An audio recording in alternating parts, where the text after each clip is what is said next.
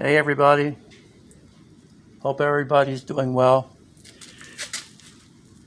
Well guys, I have another mess on my hands here, and I'll get to it in a minute. But you guys all know when I started this channel, I said if I find out information, I'm going to share it with you. And that's what I'm going to do here. And some of you guys will probably already know what it's about when I show you here in a minute when I get into it. But first, guys, I want to take a minute here. When I tell you I'm going to show you or tell you something, it's to help. And when I find out information, I'm going to pass it on. But sometimes the information doesn't come from me already knowing it. It comes from other sources. And guys, I couldn't ask for a better group on this channel. One of the people that helped me out time and time again is Charles Savidio. And I hope it's pronouncing your name right, Charles. But if I'm not, guys, this is how it's spelled. I want to take the time to do this because, fellas, this is very important to me. Charles has a channel, and if you guys aren't watching him, you're missing out. He does a very, very good job. And his work is impeccable. So, if you're subscribed to my channel and you're not subscribed to his, you're doing yourself an injustice. So, for my little favor here, I'd ask you guys to subscribe to his channel. Only because I want you guys to get the best information. And in my book, he's one of the best. I told you there's a few people that I put faith in. Just a handful, guys. And he's one of them. So check him out, guys. Now, we're going to get into this mess. And everybody has their way of taking valves out. Now, I have my way. And most of my friends have their way. And my father had his way. I take after my father. I'm pretty brutal. Especially if I get upset and something doesn't want to come out. Then it's going to come out or I'm going to break it. That's the wrong attitude. So guys, what I'm trying to do is pass on information to tell you something to do it the right way. Well, my opinion of the right way, guys. Now, I have these 1970 heads, which I didn't want to even look at right now. Something's going on with my son. He came in the other night and says, "Dad, what do you have to do to them heads?" I was like, really nothing, because I had no plans on running these heads. He wants to see the old-fashioned combo, 1970 Dove heads on the 460. So, I did a previous video. I told you guys that's important to me. So he says, can you do me a favor and check to see the spring height, how they look? Because I hear we're going to have to measure that, because if you go after a 600 lift cam, that they have problems. I never heard of that before. If I remember right, my friend put well over 600 lift in a stock head. Not a stock head, he upgraded the springs, of course, but I don't remember him machining the heads. But I'm not going to tell somebody they don't know something when they just got done messing with it themselves. So he asked me to get the valves out. So that comes to this. The way I take the valves out, I'll shock the springs with the keepers with a socket. So I did that the other day. and they still didn't want to come out. They're hung up. Well, they're 1970 heads, but I know one thing. They were just redone not that long ago because the guy told me he was going to do performance stuff with them. I'm like, well, if they're stock, how much performance could he be doing with them? But here, guys, look. Look at the spring. That's what kind of spring I wound up with. I want to show you guys. I'll get back to that in a minute. What I wanted to tell you, fellas, is that I resorted into just whacking them with a hammer. So a lot of people say, well, that's how I do it. Well, that's how my friends all did it too. But guys, I could not get this out. I hope I didn't mess the guide up because you wouldn't believe what I just had to do. I pre-treated them with PV Blaster and let it soak. And that's the only reason I got this out, because they wouldn't come out the other day. So anytime you do a head, fellas, if they haven't been put together in recent months, or if they happen to have a heavy valve spring, it's always best just to put some oil or some kind of lubricant on them anyway. But guys, I flattened this out here. You can't really see, but I put a little beveled edge on it, and I did not hit that hard, guys. I wasn't mad. I wasn't just like you're going to come out of there and smacking it like I was just saying how I'll get sometimes. I didn't do that. But it wasn't pretty getting this out, forcing it through. I had to pound it down as far as I could get it, and then put a screwdriver, a Phillips screwdriver down through there and pound it through with the hammer. So I just wanted to show you guys that, because like I said, if I find a problem with something, I'm going to pass it on. And you guys might do the stuff, never had that happen. You might say, well, I don't know why a keeper wouldn't come out.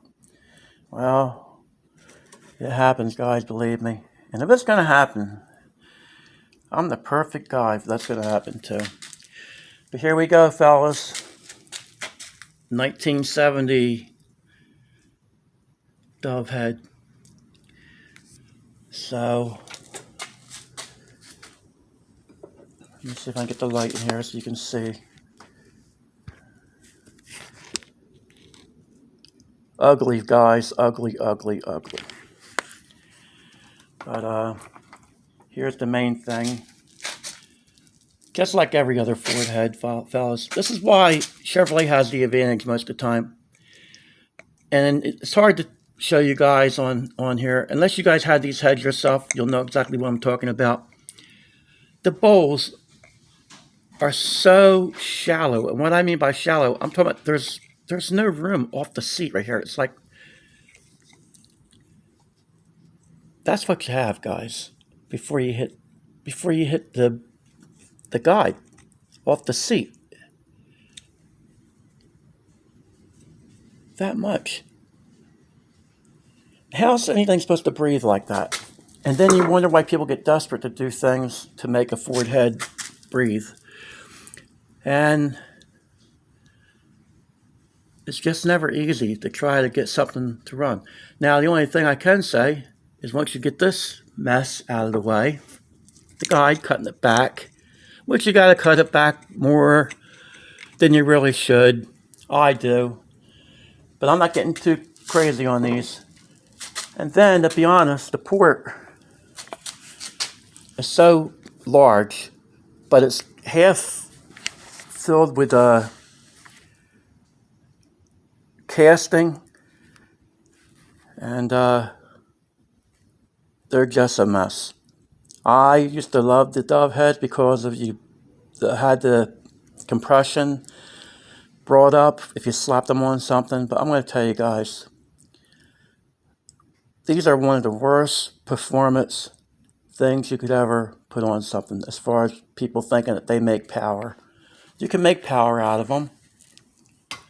But I'm going to tell you something, guys. The 460 engine, when you look over what they really have going on with things like this here, I don't know how they make even 500 horsepower. They'll easily make 500. And that's one thing that kind of bothers me, was this. You can make 500 horsepower out of them very easily. And it depends what camshaft you go. But this is on a mild build. I'm talking about just somebody slapping a decent cam in. And, you know, just somewhere that you're going to turn the motor 6,000 to 65. Because if you're going with a stock engine, once you get up around near 68, you're pushing it because of the oil problems that they have. But the 460, to make, you think you have 460 cubic inches and it's making 500 horsepower, it's kind of embarrassing. Now, that's only because of what you have today. We just did a 5.3 LS engine. Now I know it's a whole different world. That's basically a factory race engine. But I'm just saying, you can still go to the junkyard and pull it out and put it in something, and you're going to have 500 horsepower with the heads done up in a cam. That's the only reason I would even compare to the 460 when it comes to that. So I'm trying to think of a good comparison, guys, where I'm going with this. I'm kind of stuck for words here.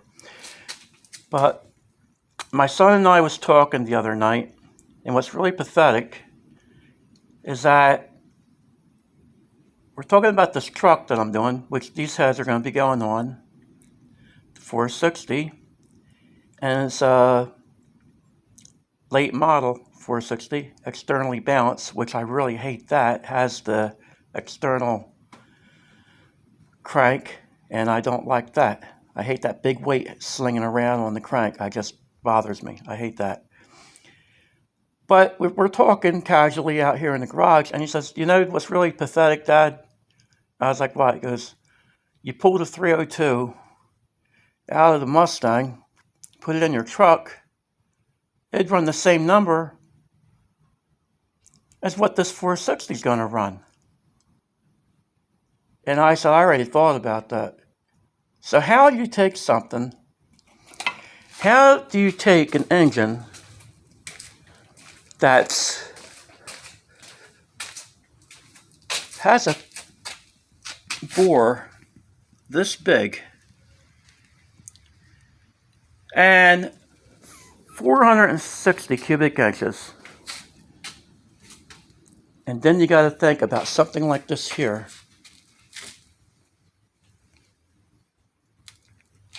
Well, run with it. And I'm not talking about with aftermarket heads. I'm talking about the way we do them. I'm talking about with Porta D7s, guys, not no high dollar head. I'm talking about standard stuff. I'm trying to compare apples to apples. Sometimes you kind of don't. The LS isn't comparing apples to apples. I know, because that's aluminum headed. It's new technology. I'm just using that for example because you can pull that out of the junkyard and you can pull this out of the junkyard. That's the only scenario that I'm using on that, guys. That's the only reason. It might have been a bad comparison. But I'm just saying what you can get out of the junkyard and still have 500 horsepower. But this is what we have, fellas. This is another engine here we're putting together, and you guys can see what it is. This is what we run. This isn't getting rebuilt. This isn't getting anything but what we do. It gets a new oil pump, new timing chain, an oil pump shaft. And that's what they get. And however they run, they run. There's the other one there, dropped the oil pressure, but it never blowed up. But just thought I'd show you guys that while I'm here in the corner. But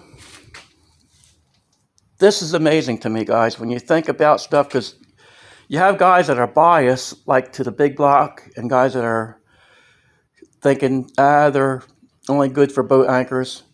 And it depends how you want to look at it. I called them that myself before, and I'm a 460 person. I used to run the small block and the big block. But I'm also the kind of person, because it's mine, if it has something bad about it, I'm not going to say it's good. If it has a problem with something, I'm not going to overlook it just because it has that logo on it. Ford, Chevy, whatever. If it has something bad about it, I'll say it. And I'm not going to pretend to be nice about something because I'm partial to it. Because I used to really be partial to these engines. I had a problem, guys, when I went to the 460. Actually, it was a 429. And I was used to 289s. And you should have heard me trying to get used to shifting that thing in under power instead of winding it out. Because the one I had was a 73 engine, and that had a power band, like 4,800, it was done. And I was not used to that, trying to shift that thing in. It was all stock, and plus I had bad lifters and everything. So when I tried to over rev it, it was even worse. So, but I hope I'm not rambling too much, guys. I'm just trying to go over a couple things with you. I wanted to do this in a couple different segments and kind of compare things a little bit, because this is good information, I think, for somebody thinking, do I want a 302? Do I want a Windsor? Do I want to put a big block in something? Because my nephew, he kept calling me up talking about putting a 460 in a Maverick. And I told him, that is a lot of work, cutting the shock towers and everything. And I guess he takes after his uncle too much, because that was me. I was always trying to think how I could squeeze one of these engines in, this and that and the other. And a Pinto. Yep, that's what I wanted it in, guys. So I'll show him a little bit of slack there. At least he was trying to put it in a Maverick. But I thought about putting it in a Maverick. But then we went to the Windsor. Then we went to the 302. And what it comes down to this, guys, it depends how fast you want to go.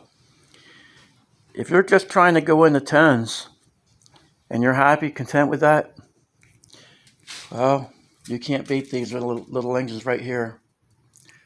A little bit of love and care, the right combination. That's all you need. That's all we've run is the stock engines. And I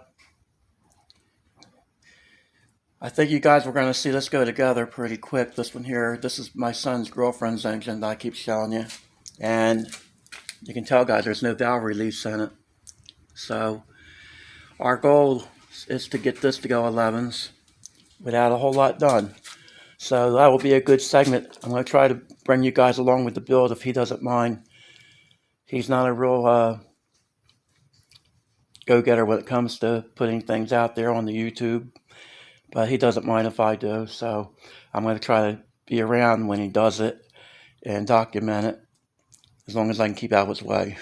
So, but anyway, fellas, I thought I'd run all this by you. I hope it's not too much to grab onto here. I'm kind of going from one thing to the other here, but I just thought it might be some information to help you guys out with. But like I said, guys, this is one thing I did not want to get into right now was these heads. I didn't want to do it. I'm going to give you another look on this. You guys can see just what I'm up against. More porting, guys. And I wasn't going to port these at all. My son said, are you putting any work into them? I'm like, well, I just can't see, no matter what I did with this truck, to put an exhaust on something like that, even stock. That bothers me. It has always bothered me. So even on a stock build, I would want this exhaust port done. That exhaust is trying to go out. All that heat that builds up, trying to get out of that exhaust right there, fellas. That's what I think of. I'm a heat person. Think about all that heat trying to get out of this right here. Look at that. How tight that is. Once again, guys, don't come off as bad on the camera right here. But Anybody that has these heads, they're going to be like, yep, they're a real pain. But anyway, guys, I'm going to wrap it up. And before I go, I want to show you these springs again, because they do look like a pretty beefy spring. They didn't give me too hard of a time collapsing them down. My friend used to say he hated this type spring with the damper in it. He said that actually caused coil bind. He used to cut it out. He'd buy these springs, and he would cut the stuff out. I said, why'd you cut that out for? He goes, because it coil binds. He swore by that. He was a really smart guy when it came to performance. But, I don't know. What do you think, Charles? Good enough for 600 lift? Yeah. I'll have to get them tested, guys, see how much they're good for. I don't know. Just because they look beefy don't mean anything. I don't think these heads will run too long. I don't know. I'm just speculating. I'm going by what the guy said, but people say a lot of things. All right, for the third time, fellas, I'm going to pack this in, and I'll be doing more segments on this. And I'm really cutting myself thin here, guys. Going from 302, from an intake to this. And the thing with this, I know he wants this done for some reason in a hurry here. I don't know why, but he said, did you do this yet? Did you get them springs off yet? And I told him I had a hard time. He said, well, please get them off. So, well, I got 2 off. But anyway, fellas, remember what I said. Don't beat on them. Put the socket around. Shock them like that. Shock them with the socket. That's the best thing I could tell you guys. And I don't want to see you have a problem like that, because if you see me ripping this back and forth, it was jammed in there too, fellas. I mean, it isn't like it just hung up a little bit. This thing did not want to pull out. So I hope I didn't hurt the guy down trying to get this out, because I had to really get aggressive once it was halfway down in there. All right, fellas, have a good night. And thank you, fellas, very much for checking my channel out. The new guys that are on board with me, thank you for subscribing. And one more time, look Charles up. You won't be sorry, I'm telling you, fellas. Okay, guys, have a good night and take care.